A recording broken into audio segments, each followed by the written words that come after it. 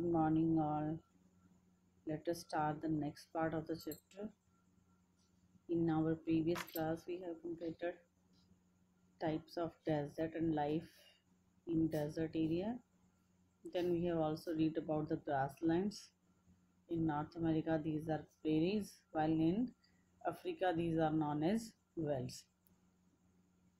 Our today's topic is life in tropical and subtropical forest regions. So let us start with the Amazon basin. Amazon basin is the largest river basin in the world. आपको पता है दुनिया की सबसे बड़ी नदी है Amazon. It lies in the South America. About 2/3 of the region lies in the Brazil and also occupied parts of Peru, Ecuador और Colombia. It lies in South America. ये South America कॉन्टिनेंट के अंदर है. लगभग 2/3 हिस्सा जो है वो ब्राज़ील में है और पेरू में और इक्वेडर एंड कोलंबिया के अंदर से ये नदी होकर गुजरती है. It is the world's largest and the thickest tropical evergreen of rain forest. ये दुनिया के सबसे बड़े और थिक घने ट्रॉपिकल एवरग्रीन फॉरेस्ट हैं. The Amazon is the second longest river in the world. Amazon दुनिया की दूसरी सबसे लंबी नदी है, नेक्स्ट टू रिवर नील नदी के बाद. In respect of the volume of water it is the world's biggest river. अगर पानी की बात करें तो ये दुनिया की सबसे लंबी नदी है. Look at the map, then it will be more clear to you. The climate of the Amazon basin is hot and humid. Amazon का जो climate है, हम forest की बात कर रहे हैं, वो काफ़ी गर्म है, humidity वाला है. The area receives heavy rainfall throughout the year due to its location in the equatorial region. ये equatorial region में है ये area, इसलिए यहाँ पर सारा साल बारिश होती है. The Amazon basin is known for its rain forest. Amazon basin को इसके rain forest के लिए जाना जाता है. The trees here are very tall and thick. यहाँ पर जो पेड़ हैं वो बहुत ज़्यादा thick और tall हैं. There are several layers of vegetation. The topmost layer of the foliage is known as canopy. यहाँ पर जो topmost layer of अलग अलग तरह की vegetation पाई जाती है, जो topmost layer है वो कैनोपी है. बिलो दिस कैनोपी के बाद जो नीचली लेयर है, 2 more layers of foliage consisting of shrubs and bushes. First canopy सबसे ऊपर वाले पार्ट पे, then shrubs and bushes. The forests are so dense. जंगल इतने घने हैं that the sunlight hardly reaches to the ground. के सूरज की रोशनी भी धरती तक नहीं पहुंच पाती. This region has vast and varied species of plants like rubber tree and cinchona, the Brazil nut and the cucurbitáceo. The Amazon basin is rich in wildlife. अब घने जंगल हैं तो यहाँ पर जंगली जानवर भी बहुत ज़्यादा पाए जाते हैं. Most of the animals are arboreal. Arboreal means adapted to living on trees. ज़्यादातर जो जानवर हैं, क्योंकि जंगल इतना घना है, सनरेज जो है वो भी सरफेस तक नहीं पहुंच पाती, इसलिए ज़्यादातर जो जानवर हैं वो जानवर हैं जो कि पेड़ों पर ही रहते हैं. Some of the arboreal animals are apes and lemurs. कुछ मेन जो एनिमल्स हैं वो हैं एप्स और lemurs. Reptiles and amphibians such as snakes, lizard and frogs are found here. यहाँ पर मेंढक, स्नेक और लेजर्स भी पाए जाते हैं. Colourful birds and butterflies are also common. इसके अलावा कलरफुल बर्ड्स और बटरफ्लाइज भी यहाँ पर पाए जाते हैं. The most important food crop is manioc और कसावा. इम्पॉर्टेंट फूड क्रॉप जो यहाँ पर खाई जाती है मैनियोक और कसावा है. The other crops which are found here are coffee, maize, cocoa, Brazil nut. जो दूसरी फसलें यहाँ पर उगाई जाती हैं वो है coffee, maize, cocoa, Brazil and nut. With the discovery of the New World, people from Europe migrated to South America or Amazon basin. With the discovery of new world, people from Europe से और south America से और Amazon basin के जो migrated लोग हैं वो यहाँ पर रहते हैं. In the past few decades, due to the increase in population, many rainforests have been cleared for various purposes. As grasslands are cleared for settlement, agriculture, and industrialization, same with the Amazon rainforest, tropical rainforest which lies in the Amazon basin. Agriculture के लिए, settlement के लिए जंगलों को काट दिया गया है. क्योंकि पॉपुलेशन इंक्रीज हो रही है, उस बढ़ती हुई जनसंख्या के लिए रहने की जगह अवेलेबल करवाने के लिए इन जंगलों को साफ कर दिया गया है. People are moving towards this area because of economic potential of Amazon basin. लोग इस तरफ, इस एरिया की तरफ मूव कर रहे हैं क्योंकि यहाँ पर आर्थिक विकास के बहुत ज़्यादा चांसेस हैं, संभावनाएं हैं. Vast forest areas were cleared for setting up camp areas, lumbering camps and constructing roads.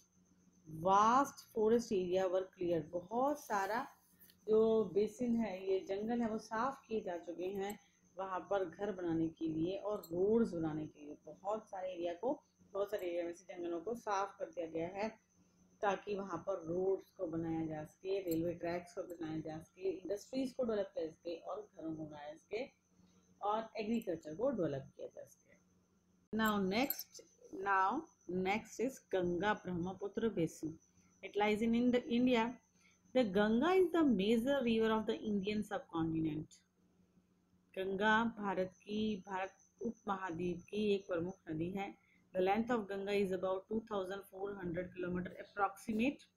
The two big rivers of India, Ganga and Brahmaputra, join together in Bangladesh and form the world's largest delta known as Ganga-Brahmaputra Delta or the Sundarban Delta. Why this delta is known as Sundarban? Because of the presence of Sundari tree, it is known as Sundarban Delta. Ganga नदी और ब्रह्मपुत्र नदी के मिलने से waste Bengal के अंदर एक delta का निर्माण होता है जिसे हम सुंदरबन डेल्टा कहते हैं. It is the largest delta of the world. ये दुनिया का सबसे बड़ा डेल्टा है. It is known as Sundarban delta because of the presence of sundari trees. यहाँ सुंदरी ट्रीज हैं इसलिए इसे सुंदरबन डेल्टा कहते हैं. It is the part of northern plains of the Indian subcontinent. ये नॉर्दर्न प्लेन का ही एक हिस्सा है. It lies to the south of foothills of Shivalik. Shivalik की पहाड़ियों के दक्षिण में ये स्थित है.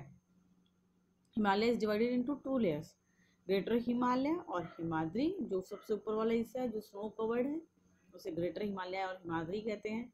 सेकेंड पार्ट है हमारा मिडल हिमालय जिसे हम हिमाचल रेंज कहते हैं और सबसे नीचे वाला जो हिस्सा उसे हम शिवालिक रेंज कहते हैं.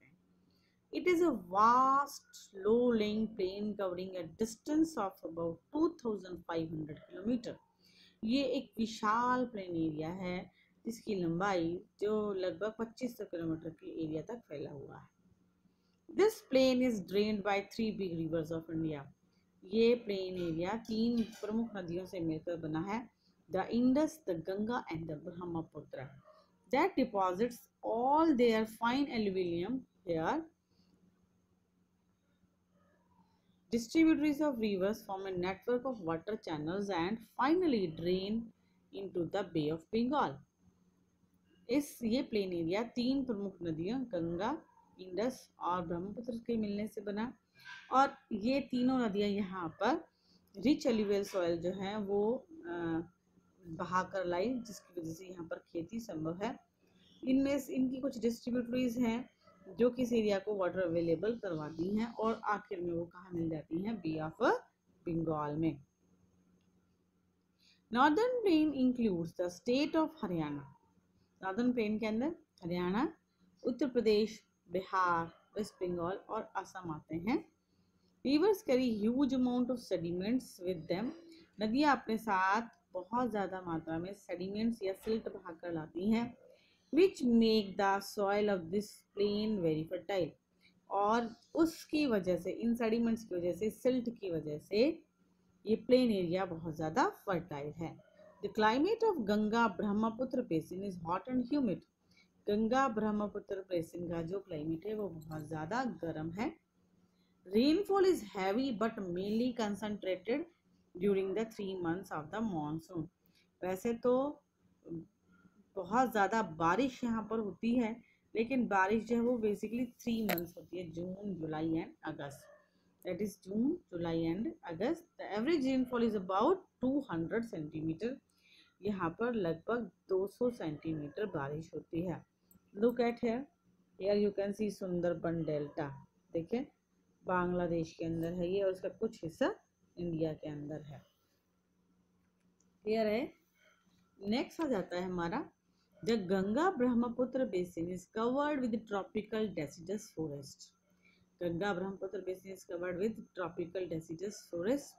गंगा ब्रह्मपुत्र बेसिन में डेसिडस फॉरेस्ट पाए जाते हैं. डेसिडस फॉरेस्ट को कहते हैं those trees which shed their leaves in a particular season is known as deciduous. वो पेड़ जो पर्टिकुलर सीजन में अपने पत्ते गिरा देते हैं उनको कहते हैं डेसिडस. और वो पेड़ जो सारा साल जिनके पत्ते गिरते रहते हैं और नए पत्ते आते रहते हैं, these are known as evergreen forest. But now this area has been completely converted into farms and settlements. लेकिन अब ये जो गंगा ब्रह्मपुत्र बेसिन है, ये ट्रॉपिकल डेसिडस फॉरेस्ट वाला एरिया है, इसको जंगलों को साफ करके यहाँ पर खेत और घर बना दिए गए हैं. As population is increasing rapidly, so we need more land for the settlements and agriculture. ज़्यादा जनसंख्या बढ़ती है तो खाने के लिए ज़्यादा अनाज की ज़रूरत है, उसके लिए ज़्यादा ज़मीन की, खेती वाली ज़मीन की, और ज़्यादा घरों की ज़रूरत होती है. The lowest part of the Ganga Delta is covered with mangrove forest. ज़्यादातर जो गंगा का पार्ट है वो मैंग्रोव फॉरेस्ट से कवर्ड है. गंगा डेल्टा जो है वो ज़्यादातर मैंग्रोव फॉरेस्ट से कवर्ड है. द लोवेस्ट पार्ट यानी कि लोवेस्ट नीचे वाला जो हिस्सा जहाँ गंगा समुद्र में मिलती है वहाँ पर मैंग्रोव फॉरेस्ट पाए जाते हैं. These forest are dominated by a plant species locally known as Sundari. These forest are dominated by a plant species. यहाँ पर एक पर्टिकुलर काइंड ऑफ प्लांट पाया जाता है जिसे सुंदरी कहते हैं. And that is why this area is named as the Sundarban delta. और इसीलिए इस एरिया को सुंदरबन डेल्टा कहते हैं. Clear. The lowest part of the Ganga delta is covered with mangrove forest. These forest are dominated by a plant species like locally known as sundari, and that is why this area is named as the Sundarban. The Ganga Brahmaputra Delta is the home of various kinds of wild animals. Ganga Brahmaputra delta में बहुत सारे जंगली जानवर पाए जाते हैं, specially Bengal tiger. The most common ones are, जो most commonly पाए जाने वाले जानवर हैं वो हैं one horned rhinoceros and Bengal tiger. दो वाइल्ड एनिमल्स यहाँ पर पाए जाते हैं. पहला वन हॉर्न राइनोसोरस एंड दूसरा बंगाल टाइगर. और किसको बंगाल टाइगर के नाम से जानते हैं? यस, सौरव गांगुली को, क्योंकि वो भी बंगाल से बिलोंग करते हैं. The most important wild life sanctuary, the Sundarban wild life sanctuary is located here. यहाँ पर एक विश्वविख्यात वाइल्ड लाइफ सेंचुरी है जो कि बहुत ज़्यादा इम्पॉर्टेंट है. उसे सुंदरबन वाइल्ड लाइफ सेंचुरी के नाम से जाना जाता है. वो यहाँ पर स्थित है. The most important wild life sanctuary, the Sundarban wild life sanctuary is located here. एक बहुत ही इम्पॉर्टेंट वाइल्ड लाइफ सेंचुरी जिसे सुंदरबन वाइल्ड लाइफ सेंचुरी के नाम से जाना जाता है वो भी यहीं पर ही है. धीरे धीरे जो सुंदरबन डेल्टा ना, इसका साइज जो है वो कम होता जा रहा है, ये सिकुड़ता जा रहा है, क्योंकि लैंड का इस्तेमाल अब खेती करने के लिए किया जाने लगा है. The soil of the Ganga Brahmaputra basin is very fertile and suitable for cultivation. Ganga Brahmaputra basin की जो मिट्टी है या जो एरिया है वो बहुत ज़्यादा फर्टाइल है, सुटेबल है फॉर एग्रीकल्चर. खेती के लिए बहुत ज़्यादा सुटेबल है. यहाँ पर बहुत सारी अलग अलग तरह की फसलें उगाई जाती हैं. For example rice, wheat, sugarcane, jute and tea, जैसे कि गेहूँ, चावल, गन्ना, जूट और चाय. Agro-based industries like textile and sugar are common in this region. उसके अलावा agro based industries like textile and sugar industry are common in this region. यहाँ पर पाई जाने वाली जो प्रमुख इंडस्ट्रीज हैं वो टेक्सटाइल इंडस्ट्री और शुगर इंडस्ट्री है, क्योंकि गन्ना यहाँ पर बहुत ज़्यादा उगाया जाता है और जूट बहुत ज़्यादा होता है। India is the second largest producer of jute, और जूट कल्टीवेशन इस एरिया में सबसे ज़्यादा होती है। Towns and cities of Haridwar, Allahabad, Varanasi, Patna and Guwahati are located on और near the river banks and are developing at a very fast rate.